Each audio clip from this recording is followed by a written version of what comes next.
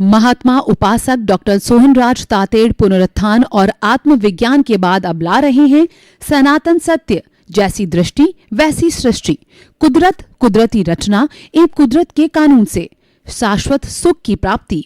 Log in करें www.drsohanrajtated.com, YouTube channel doctor Sohanraj Tated, play store से download करें mobile app doctor Sohanraj Tated. ओम नमो अरिहंताणं, ओम नमो सिद्धाणं, ओम नमो आर्याणं, ओम नमो वज्राणं, ओम नमो लोहे सर्वसाहुणं, ऐसो पंच नमो कारो सर्व पावपनाशनो मंगलाणं च सव्वेसिं पडमं हवै मंगलम्।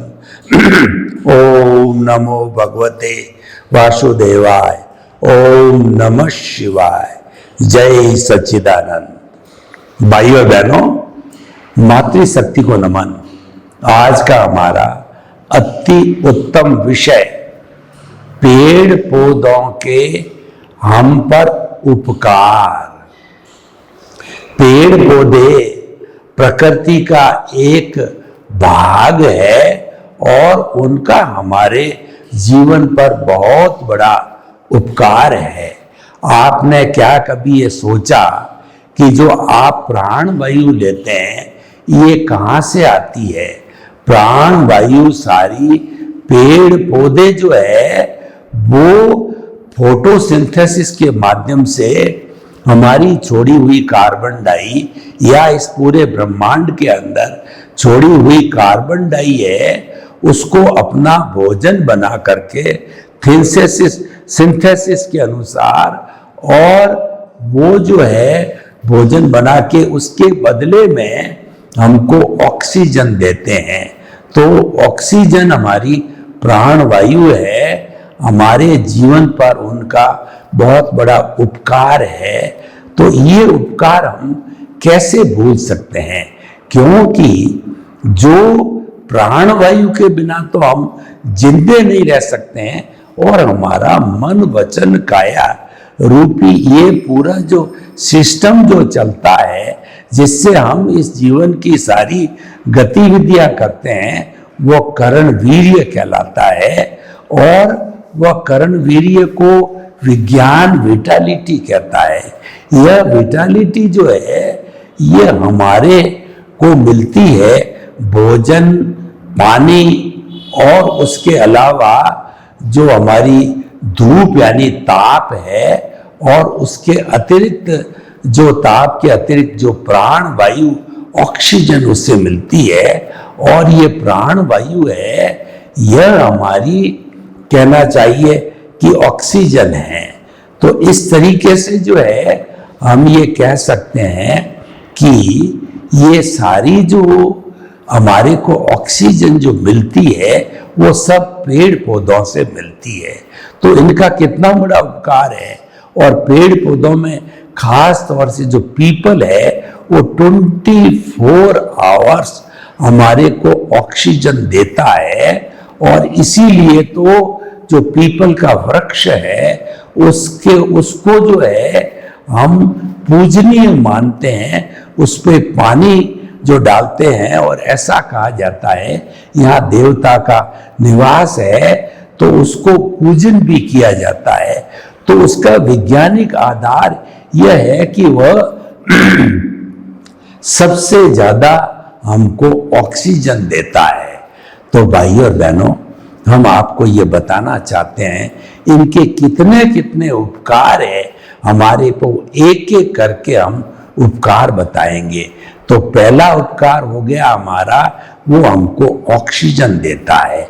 दूसरा ये है, अगर हम आयुर्वेद की बात करें तो आयुर्वेद के अंदर बीमारी जो है हमारी या चाहे अन्य प्राणियों की बीमारी है उन सबका कारण वात, पित्त और कफ है।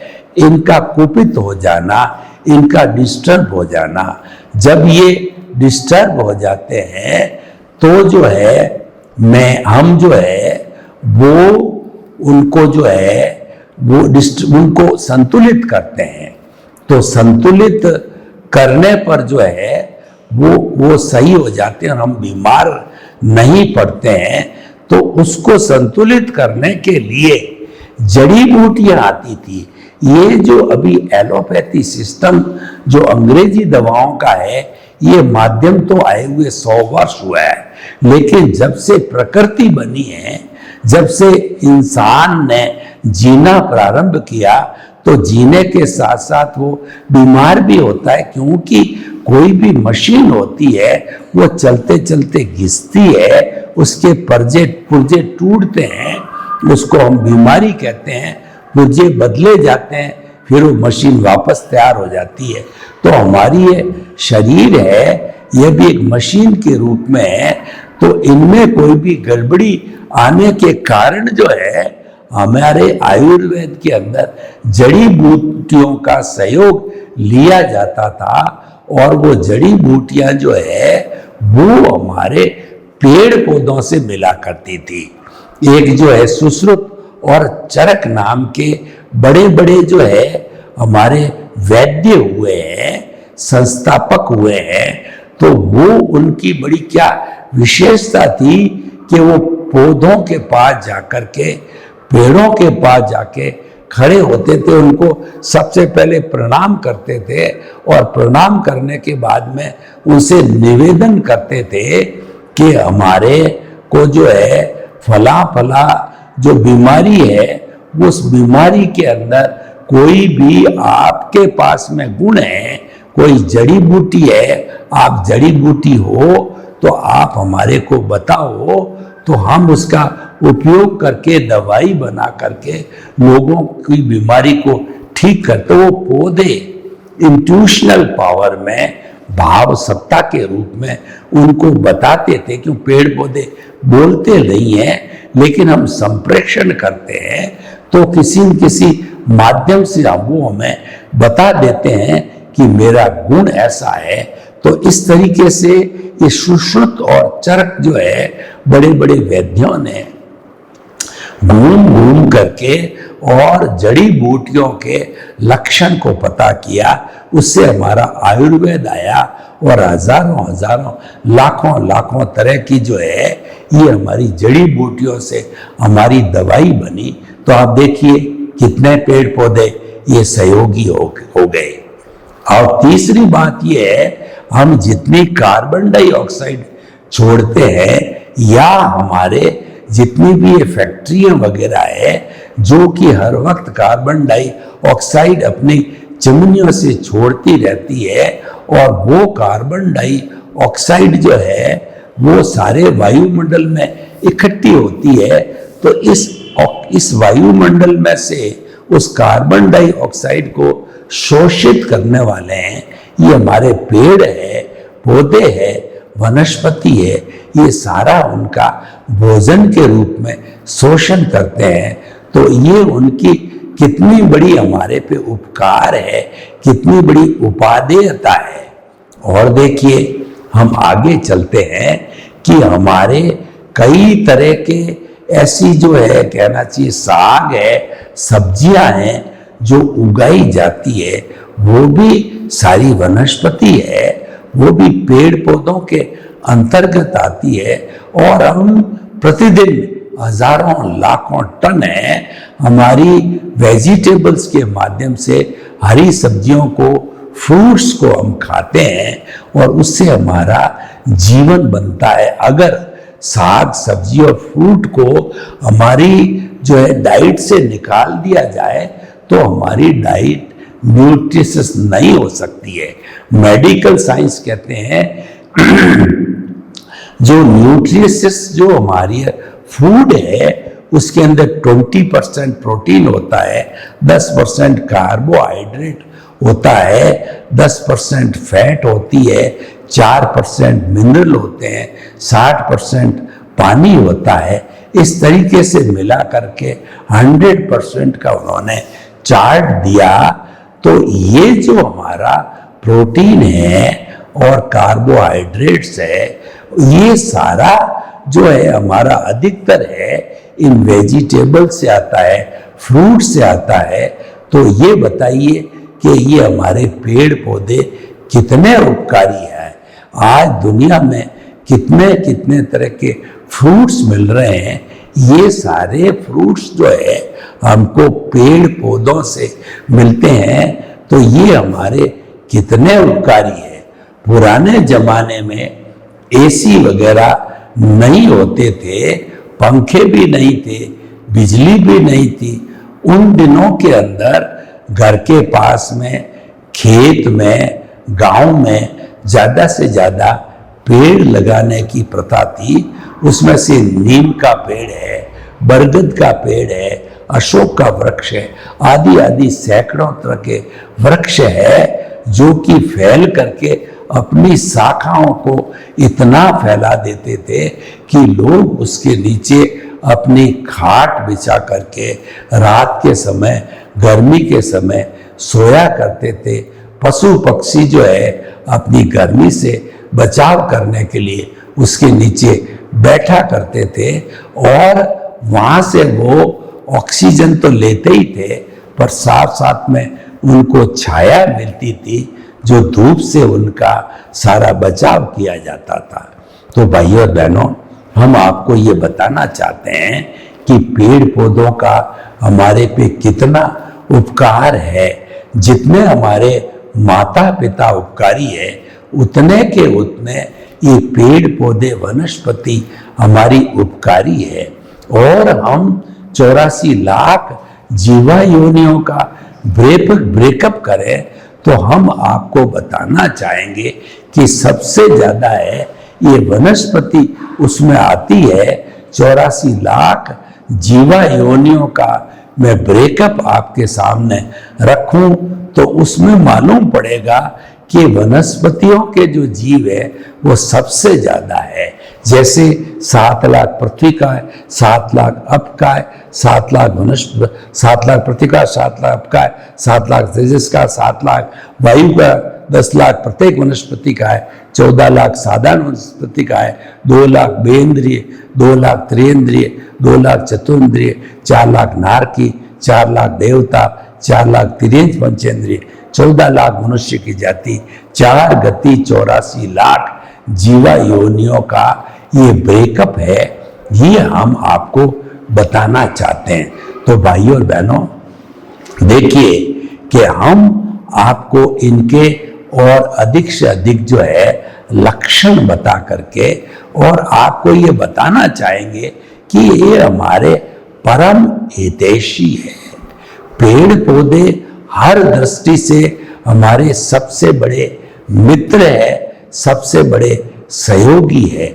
हम और आगे बढ़ते हैं तो आप देखिए कि जो पेड़ पौधे, जैसे नीम का पेड़ है, तो नीम का पेड़ कड़वा होता है, लेकिन नीम के पेड़ की पत्तियों को उपयोग किया जाता है तो इससे बुखार ठीक होता है। और हमारे शरीर के अंदर कई तरह का जहर होता है, जहर को जहर से मारा जाता है। तो वैद्यराज जी जो है इसके पत्तों का रस निकाल के हमको पिलाते हैं। लू लगी हुई होती है तो प्याज होता है, उस प्याज के जो है रस को पिला करके जो काली मिर्च के साथ में लू को ठीक किया जा सकता है। यानी कि हमारा आयुर्वेद की स्टडी करें तो उस आयुर्वेद के अंदर 100% जो है जड़ी बूटियां कहिए या इलाज कहिए, वो सारा पेड़ पौधे या वनस्पति जगत से आता था। और सबसे ज्यादा इस दुनिया में वैरायटी है वो वनस्पति की है।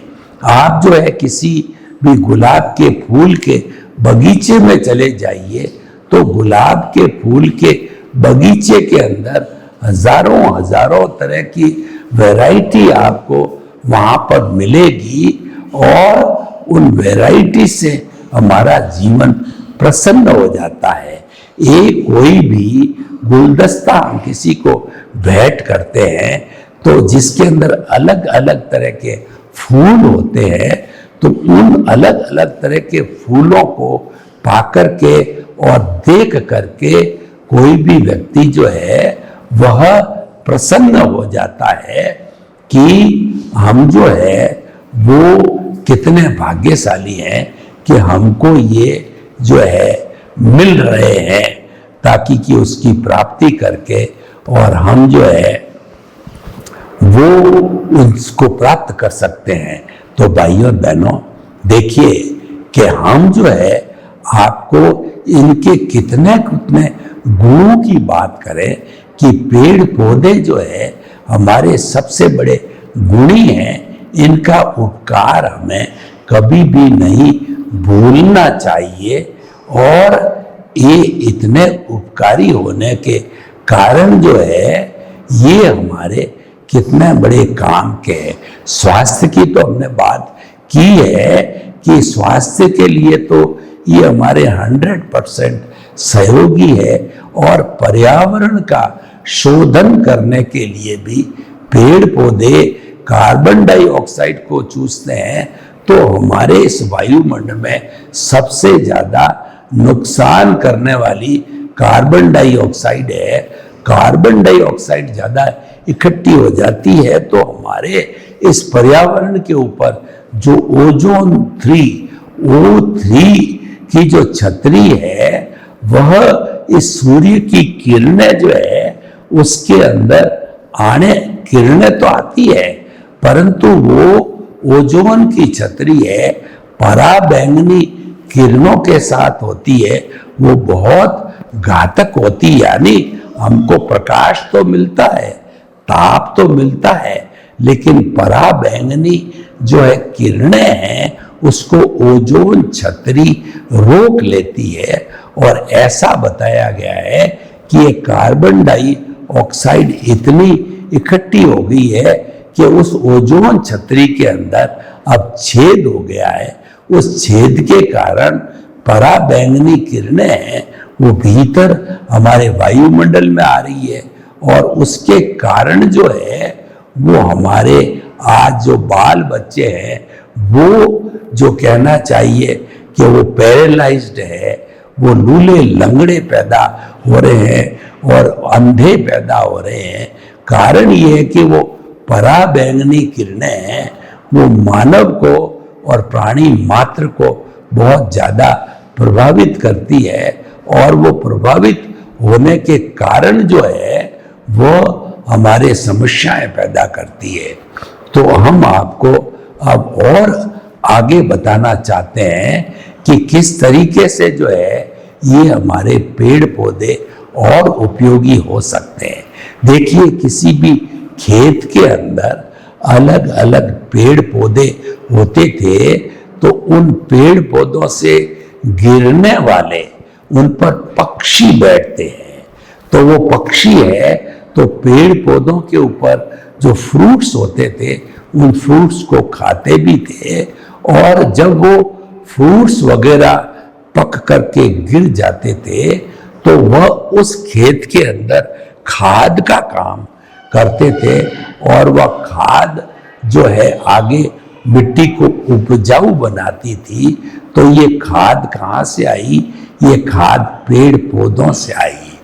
तो अब देखिए पेड़ पौधों के हम बहुत सारे जो है उपयोगों को हम देखते रहें तो देखते देखते हम ये बता पाएंगे आपको कि कितना पर्यावरण का हित है करने वाले ये पेड़ पौधे हैं, और प्राणी मात्र के कितने बड़े सहयोगी है। अगर पेड़ पौधों को हमारे जीवन से, प्राणी मात्र के जीवन से हटा दिया जाए तो कितना बड़ा नुकसान हो रहा है। आज मनुष्य का स्वास्थ्य गिर रहा है, मनुष्य की इम्यूनिटी गिर रही है, उसके कारण कोरोना जैसी बीमारी आ रही है।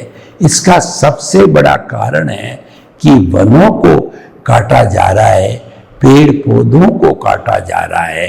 पेड़ पौधे हमारे इतने सहयोगी है, कार्बन डाइऑक्साइड का शोषण करते हैं, हमको ऑक्सीजन देते हैं, हमको साग सब्जी देते हैं और हमको अच्छे अच्छे फल देते हैं, हमको छाया देते हैं। जब ये कट जाते हैं तो फिर हमारा पालन पोषण कौन करेगा? देखिए, किसी भी परिवार के अंदर माता पिता को अम्ब्रेला कहा जाता है, शेल्टर कहा जाता है, और उसी शेल्टर के कारण जो है हम जो है अपने आप को सनाथ फील करते हैं और हम अनाथ फील नहीं करते हैं। और ये शेल्टर अगर मान लो गिर जाता है, यानी माता पिता नहीं रहते हैं, तो हम जो है अपने आप को जो है अनाथ फील करने लग जाते हैं। तो भाइयों और बहनों, देखिए कि हम आपको ये बताना चाहते हैं कि पेड़ पौधों का हमारे जीवन पर बहुत भारी प्रभाव उपकार रहता है। किसी भी सूरत के अंदर हम इनको नेग्लेक्ट नहीं करते हैं। ये हमारे पर्यावरण की, मानव जीवन की हमारी आत्मा है। अगर आत्मा को शरीर से अलग कर दिया जाए तो ये शरीर मुर्दा मात्र बन जाता है। तो पेड़ पौधे अगर अलग हो जाते हैं तो ये सारे जो है मुर्दे बन जाएंगे, यानी पूरा पर्यावरण है वो मुर्दा बन जाएगा।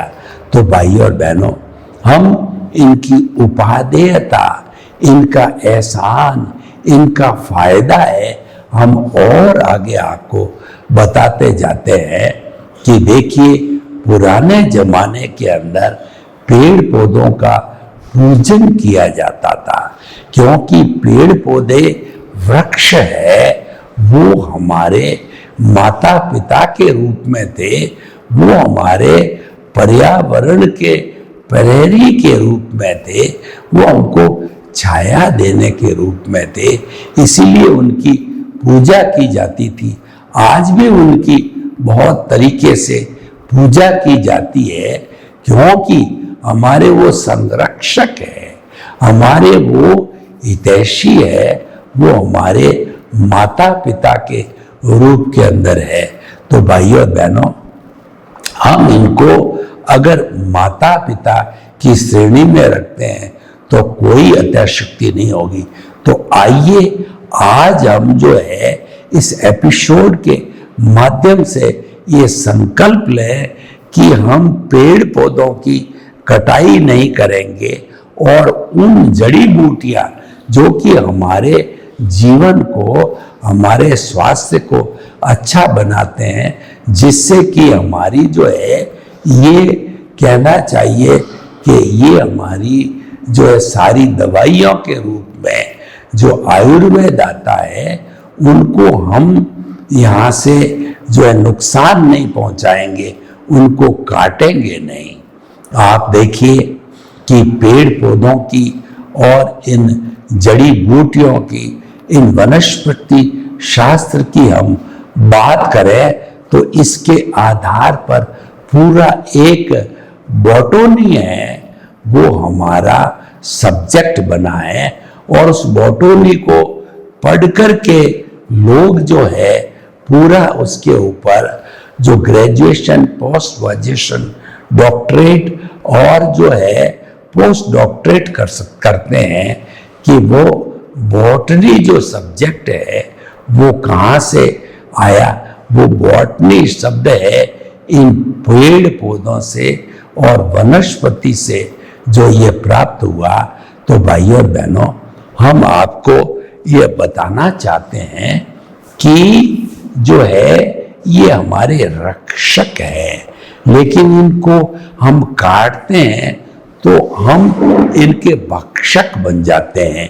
इसीलिए कहावत बनी कि रक्षक स्वयं जब भक्षक बन जाता है तो वो कौन उस बाड़े की रक्षा करेगा, कौन उस घर की रक्षा करेगा। पुराने जमाने के अंदर जब ये सारे पत्थर वगैरह, चूना, सीमेंट नहीं थे, तब जो है वो सारी इसकी बाड़ बनाई जाती थी, बाढ़ कच्ची होती थी, उनको रक्षक कहा जाता था। अब वो रक्षा करने वाली बाढ़ स्वयं भक्षक बन गई, तो उसकी रक्षा कौन करेगा? मनुष्य एक ऐसा प्राणी है जो कि 84 लाख जीवा योनि में सबसे ज्यादा महत्वपूर्ण, पढ़ा लिखा और सभ्य प्राणी है, सबसे विशिष्ट प्राणी है। तो इस पर्यावरण की रक्षा करने की जिम्मेवारी, नेचर माँ की रक्षा करने की जिम्मेवारी है, वह हमारे जो है मनुष्य पर आती है। तो मनुष्य को अब सावधान होना चाहिए इस एपिसोड के माध्यम से कि वह इस पर्यावरण का सबसे बड़ा हिस्सा जो है वो पेड़ पौधा है। तो उन पेड़ पौधों को अनावश्यक रूप से कटिंग नहीं करेगा, काटेगा नहीं, क्योंकि हमको सब्जी इनसे मिलती है और हमको फल है वो भी इनसे मिलते हैं। तो भाइयों और बहनों, हम आपको यह बताना चाहते हैं कि पेड़ पौधों को कभी भी न काटना चाहिए, न क्षति करनी चाहिए, उनके प्रति अच्छे भाव करने चाहिए, उनकी पूजा की जानी चाहिए, उनकी रक्षा की जानी चाहिए। वो हमारे लिए उपयोगी है। सर्वे भवन्तु सुखिनः, सर्वे सन्तु निरामया। लोक के सब जीवों को सुख मिले, शांति मिले, आनंद मिले, प्रेम मिले, सौहार्द मिले, और हम जो है सब हिल मिल करके और इस कुदरत के जो है दास बने रहें। आपके प्रति मंगलवान शुभकामनाएं। महात्मा उपासक डॉक्टर सोहनराज तातेड़ पुनरुत्थान और आत्मविज्ञान के बाद अब ला रहे हैं सनातन सत्य, जैसी दृष्टि वैसी सृष्टि, कुदरत, कुदरती रचना एवं कुदरत के कानून से शाश्वत सुख की प्राप्ति। लॉग इन करें www.drsohanrajtated.com, YouTube channel doctor Sohanraj Tated, play store से डाउनलोड करें mobile app doctor Sohanraj Tated.